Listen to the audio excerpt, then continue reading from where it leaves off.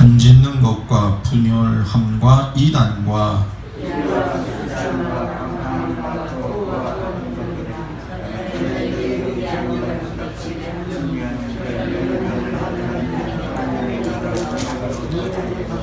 오직 성령의 열매는 사랑과 희락과 화평과 오래 참음과 자비와 양성과 충성과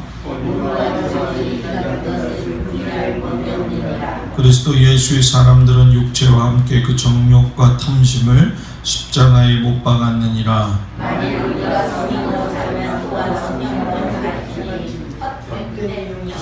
다 같이 하겠습니다.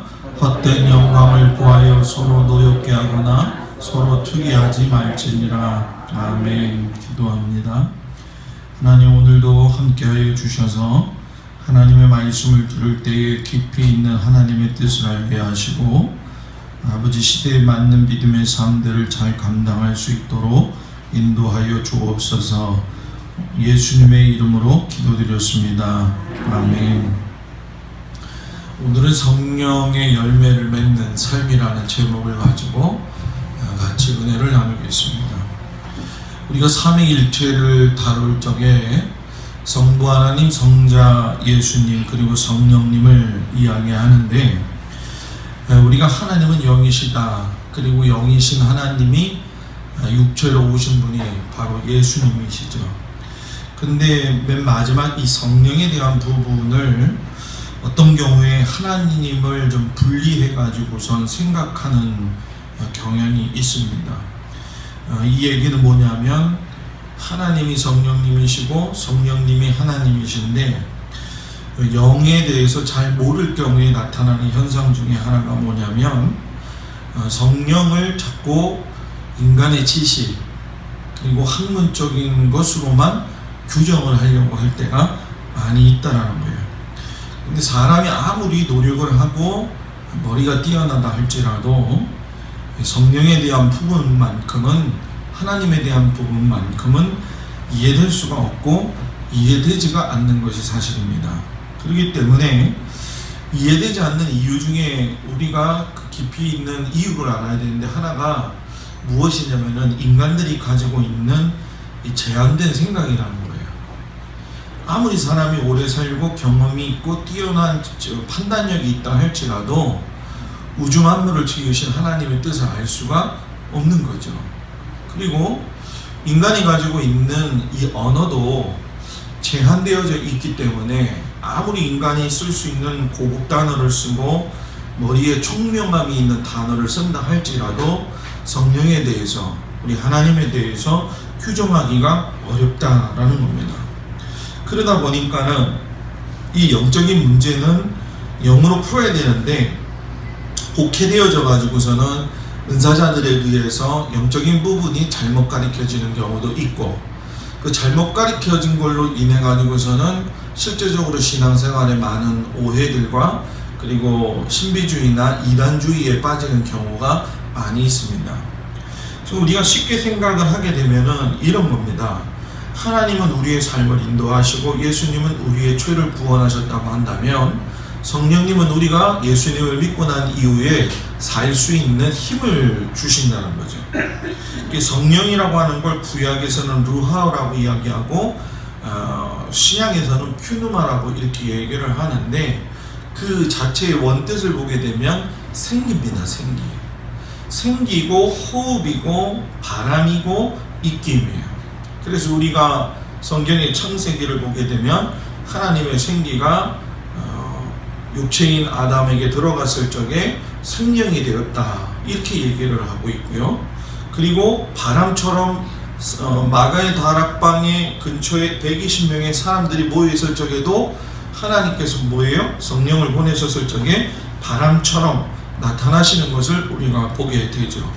그리고 호흡이라든가 입김 등은 에스겔 선지자가 마른 꼰짜기에서 뼈들을 살렸을 적에 나타나는 모습하고도 동일하게 나타난다는 거예요. 그런데 이런 문제는 뭐냐면은 영에 대한 부분을 우리가 심도 있게 다루려고 한다면 그만큼 하나님과의 관계가 깊어져야 됩니다. 하나님과의 관계가 깊어지지 않는 이상에는 성령을 이론적으로는 받아들일 수 있지만 실제적인 삶에서는 적용하지 못한다는 거예요. 물론 성령님은 말할 수 없는 탄식을 가지고 우리의 형편과 사정을 아시기 때문에 우리를 위해서 대신 기도하시는 것도 사실입니다. 근데 문제는 뭐냐면 이 루아흐라고 하는 성령이 하나님으로서 보았을 적에 하나님이 루아흐 자체지 루아흐를 가진 분은 아니라는 거예요. 자, 쉽게 얘기하면 하나님이 성령님이지 하나님이 성령이라는 것을 다른 것을 갖다가 소유하고 있는 분이 아니라는 얘기입니다. 자, 오늘 성령의 열매에 대한 이야기를 왜 하느냐? 바울이 갈라디아 교회에 보낸 이 서신을 보게 되면 이 갈라디아 교회가 사도 바울의 1차 전도 여행 때 세운 교회입니다. 바나바하고 마가를 데리고 수리아 안디옥을 출발해 가지고선 우리가 잘 알고 있는 구브로섬 지나가지고 밤빌리의 버가를 시작해 가지고 소아시아, 지금의 터키의 중남부 지역을 다니면서 유대인 회당에서 전도를 하고 교회를 세웠던 것이 갈라디아 교회까지 세워지는 인연이 생긴 거죠.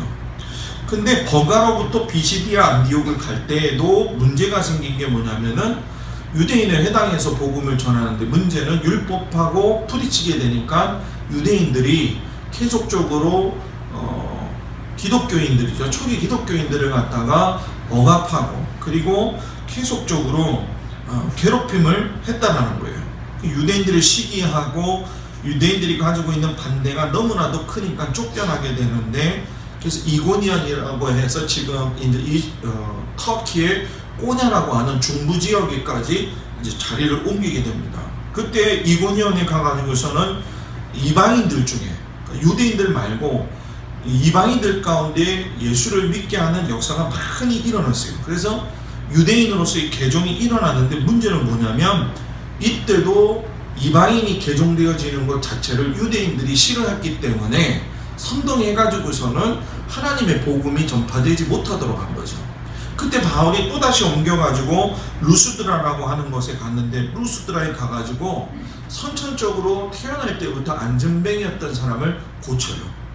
그래가지고서 여러분 성경의 사도행전을 보게 되면 그 루스드라에서 일어났던 일을 보고 바울과 바나바를 갖다가 수수라고도 이야기하고 해가지고서 뭡니까?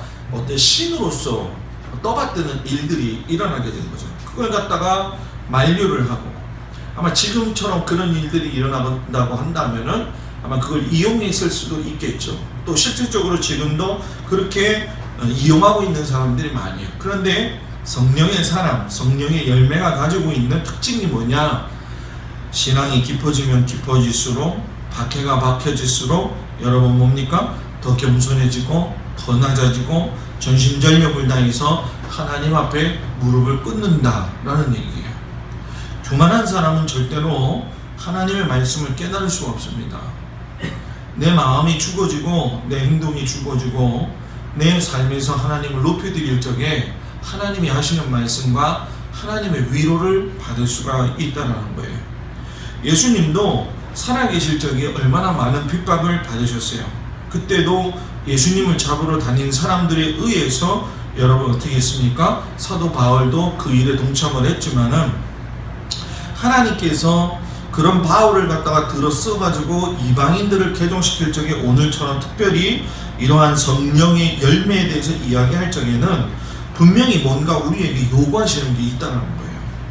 바울이 그렇게 똑똑함에도 불구하고 로마서를 갖다가 짓고 또 이렇게 갈라디아서 속에서 육체의 일과 성령의 일을 갖다 구분해가지고 분명히 이야기할 적에는 성령님이 가지고 오시는 핵심이 있다는 거예요. 그건 뭐냐면 내가 이 땅에서 그리스도인으로서 부름을 받았다고 한다면 성령님이 주시는 힘을 가지고 살아야 된다는 거예요.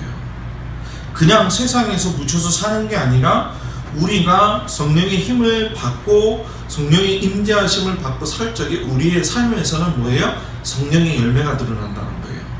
그러니까 내 안에서 성령의 열매가 드러나지 않는다면은 실상 여러분 이 부분에 대해서 내가 심각하게 고민을 해봐야 됩니다. 지금 한국교회의 실질적인 문제는 성령을 많이 이야기하고 또 아멘도 많이 하지만 문제는 뭐냐면 성령님을 성령님으로 인정하지 않는다는 거예요. 성령님을 인정했을 적에는 성령의 열매 가운데 나타나는 게 있는데 그것이 뭐냐면은 인격이 먼저 변화가 된다라는 거예요. 히브리어에서 열매를 갖다가 에불, 니브, 이렇게 열매로 얘기도 하고 좋게 되었다, 낫게 되었다, 번창했다 이런 뜻도 됩니다. 그런데 이게 번창했다, 낫게 되었다, 좋게 되었다 이런 것이 인격적인 측면에서 발달이 돼야 된다는 거예요. 이것은 그 사람이 못 배웠기 때문에 그런 문제하고는 다른 거예요. 그 사람이 아무리 잘 배웠다고 할지라도 인격적으로 성령의 인격을 닮아가지 않는다고 한다면 그 사람은 잘 배운 거하고 소용이 없다는 거예요. 그래서 우리가 여러분 마태복음 7장 16절에서 20절에 보면은 예수님이 거짓 선지자들을 이야기하시면서 열매가 성령의 열매가 아닌 나쁜 열매도 있다라고 하는 걸 분명히 말씀하셔요. 그러면서 뭐라고 하시냐면은 열매로 그들을 알지니 가시나무에서 포도를 엉겅퀴 해서 무화과를 따겠느냐. 좋은 나무마다 좋은 열매를 맺고 못된 나무가 나쁜 열매를 맺나니 좋은 나무가 나쁜 열매를 맺을 수 없고 못된 나무가 아름다운 열매를 뭐예요? 맺을 수 없느니라. 그러면서 예수님이 뒤에 뭐라고 말씀하시냐면 이러므로 그들의 열매로 그들을 알리라 이렇게 얘기했어요. 그러니까 우리들의 삶을 보면 성령님이 임재하고 계신지 아닌지 그 인격에서 뭐예요? 나타난다라는 얘기예요. 그리고 또한 성령의 열매는 이 인격적인 것이 변화된다고 한다면 우리의 삶 속에서 분명히 따라가야 될 대상이 있다는 거예요. 그냥 인격이 변화되어지는 건 있을 수가 없어요. 어떤 모델이 있다는 거예요.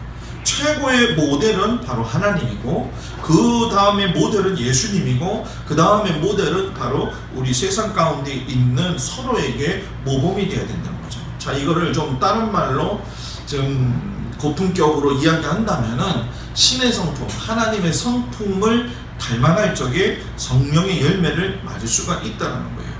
그러니까 베드로가 이 신의 성품을 이야기하면서 바울이 말한 성령의 열매하고 연결시켜서 이야기를 합니다.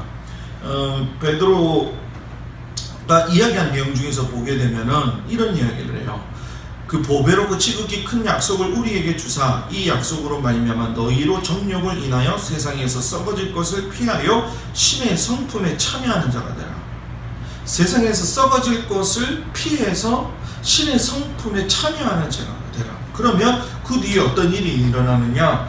너희 믿음에 덕을 줄 것이고 덕에 뭘 주실 거고 지식을 줄 것이고 지식 위에다가 절제를 줄 것이고 절제 위에 인내를 줄 것이고 인내 위에 경건을 줄 것이고 경건 위에 형제 우애를 줄 것이고 형제 위에 사랑을 준다는 거예요. 자, 그러면 여러분 신의 성품을 거꾸로 이야기한다면 여러분 어떻게 되겠어요? 이 말씀을 그대로 거꾸로 하게 되면 신의 성품 중에 제일 최고는 사랑입니다. 그리고 두 번째가 형제 우애예요. 형제 우애는 믿는 자들인 우리들 간의 우애를 이야기하는 겁니다. 그리고 형제 우애를 잘하는 사람이 경건의 삶을 살 수밖에 없다라는 겁니다. 그리고 경건의 삶을 살려면 세상 속에서 불어오는 여러 가지 상황 속에서 뭐예요? 인내할 줄 알게 되고 인내하는 사람은 뭐든지 도가 지나치지 아니하고 절제할 수 있게 되는 거죠. 이 절제를 어디서 배우느냐? 하나님의 말씀의 지식을 배우는 거고 그 지식을 통해서 뭐가 임하는 거예요? 덕을 통해서만 그 지식이 생각되어지고 그 덕도 여러분 뭐예요? 믿음에서 생겨나기 시작을 한다는 거예요. 그래서 저는 우리 성도들이 또 제가 하나님 앞에서의 성령의 열매 가운데 하나님의 성품을 닮아갈 수 있는 은혜가 있기를 주 이름으로 축복합니다. 그리고 성령의 열매는 우리가 흔히 말하고 있는 복받는 삶이에요. 근데 문제는 뭐냐면은 이 복에 대한 개념을 어떻게 우리가 해석하느냐 이게 중요하다는 거예요. 그동안에 우리가 이야기했던 복이라고 하는 것은 우리 유교적 전통에서 또는 우리 조상들이 가지고 있는 복이라고 하는 개념으로서만 생각할 때가 많아요. 그러다 보니까 일단은 뭐 자녀들이 잘 되는 게 복이고 그 다음에 돈이 많으면 또 복이고 또 건강이 좋으면 복이고 이런 것들을 갖다가 복에다가 생각할 때가 많이 있다는 거예요.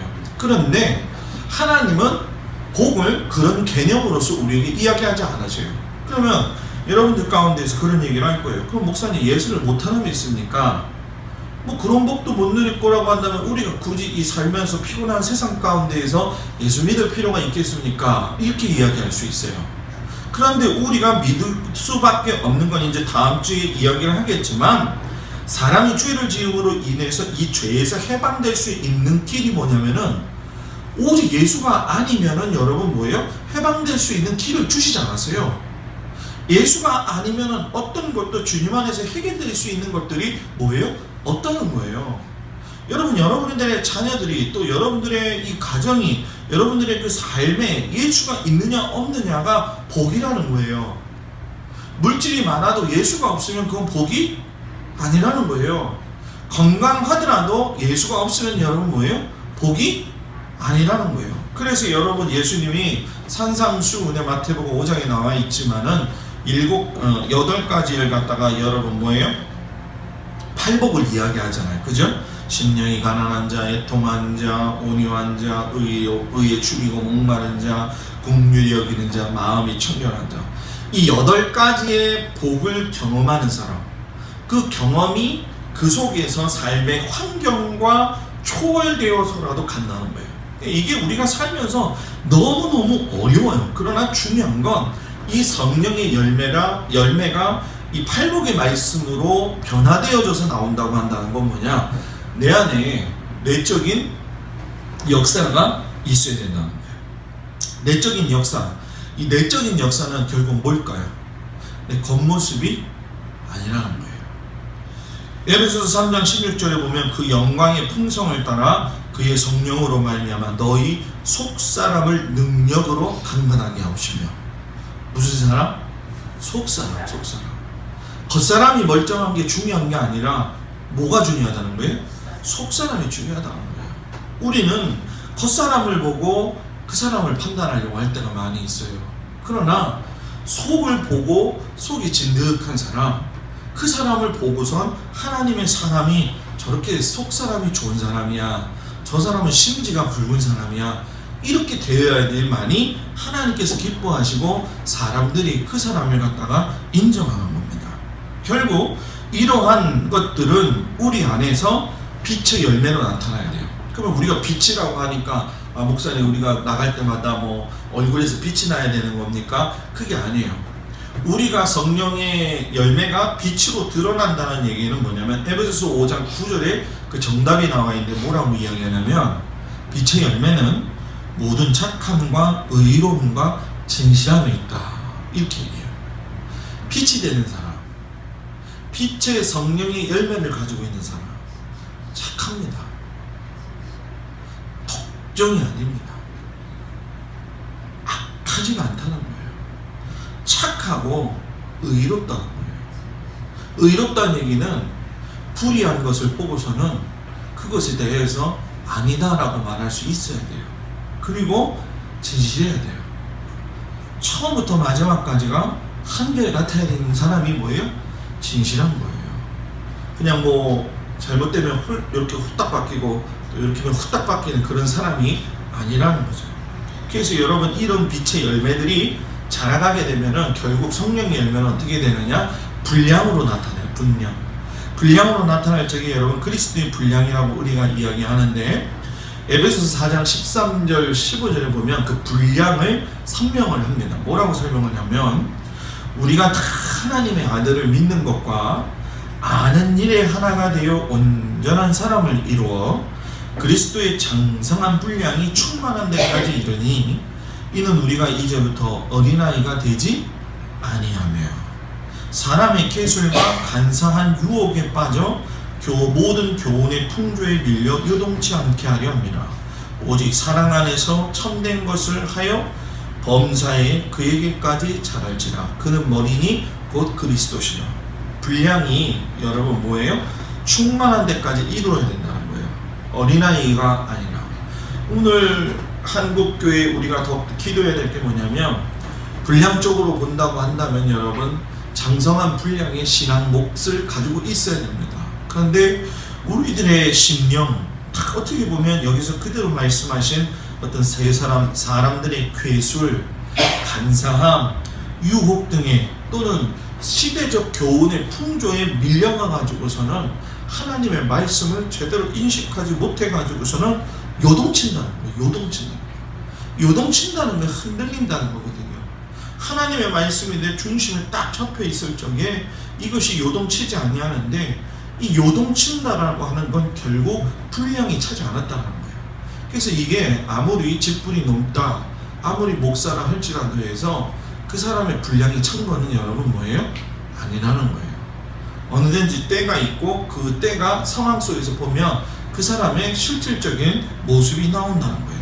그리고 결국 여러분 우리는 뭐예요? 성령의 열매 중에 오늘 읽은 말씀이죠. 성령의 열매는 성령의 소욕을 따라 사는 거예요.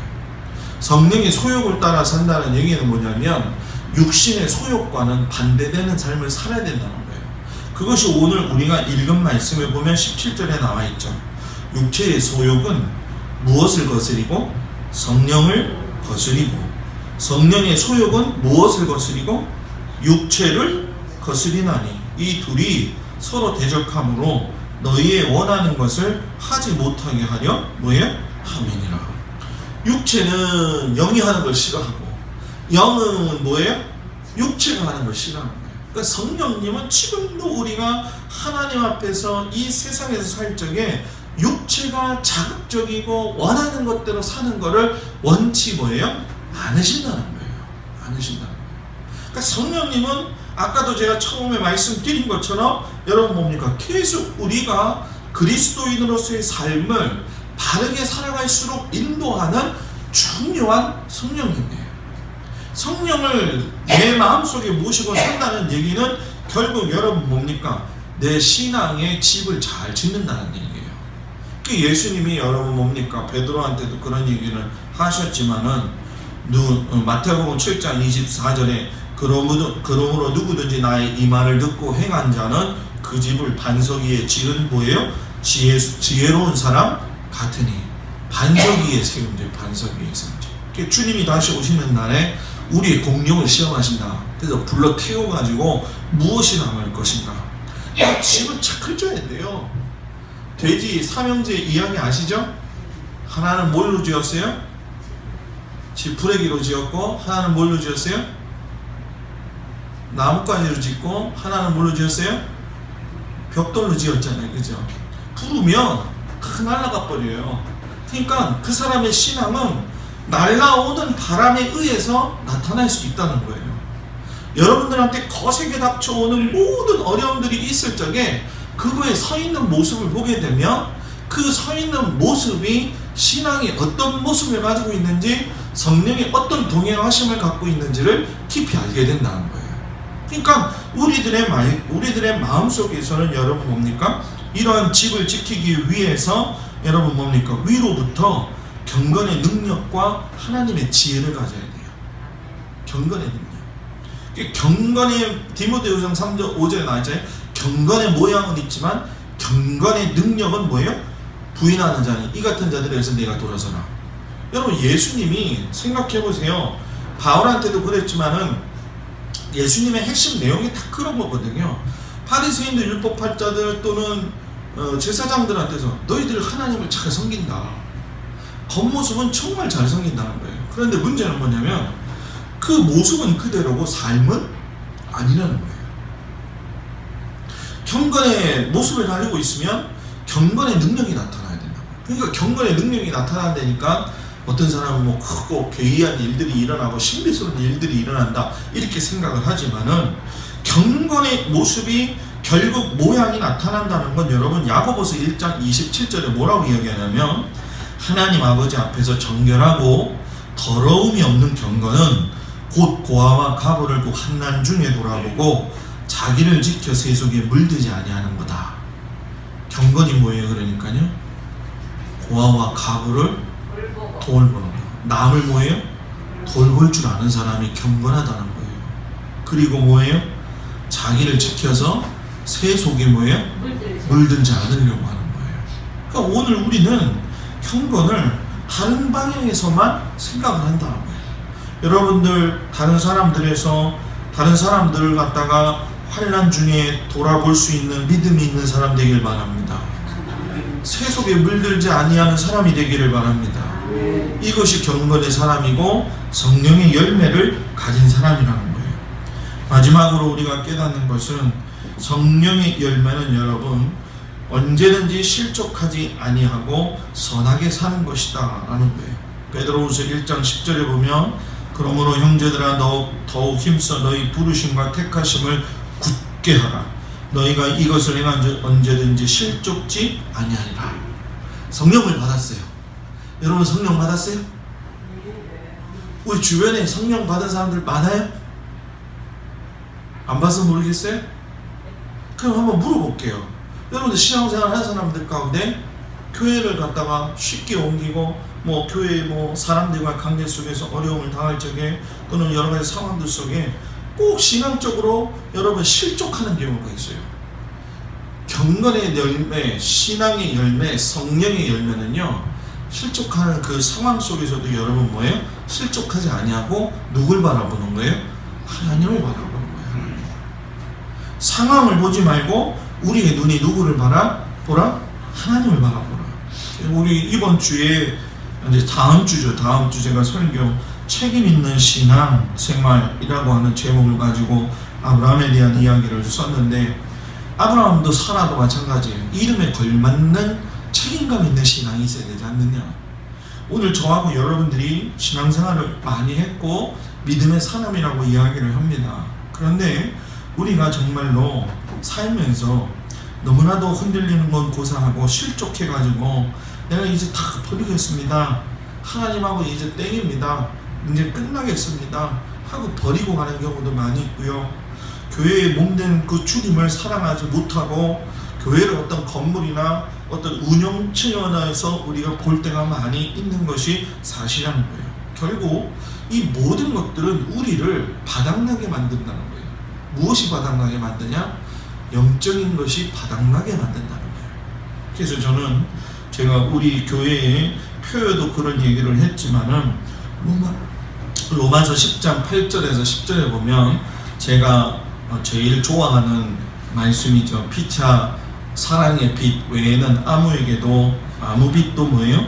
지지 말라. 남을 사랑하는 자는 율법을 다 이루었느니라. 그 다음에 쭉 뒤에 보게 되면 사랑은 이웃에게 악을 행치 아니하나니 그러므로 사랑은 율법의 뭐예요? 완성이니라. 제가 목회 표가 그래서 뭐예요? 사랑을 실천하여 율법을 뭐예요? 완성하는 교회다. 이름만 교회가 아니라 이름만 성도가 아니라 성령의 열매가 내 안에 내주하심으로 말미암아 내 안에 하나님의 살아계신 그것이 인격과 또 때로는 성품과 때로는 여러분 뭡니까? 빛으로서 분량으로서 남을 돕는 경건의 모습으로서 나타나는 것. 이것이 진짜 성령의 열매다. 이것이 진짜 성령의 열매다. 뭔가 이상한 걸 가지고 성령의 열매를 갖지 말고 여러분의 삶 속에서 실질적으로 일어나는 성령의 열매가 날마다 충만해지길 주의 이름으로 축복합니다. 기도하겠습니다. 아버지 하나님, 성령의 열매가 우리 가운데 임재하시기를 간절히 원합니다. 우리가 성령의 열매를 맺어야 한다.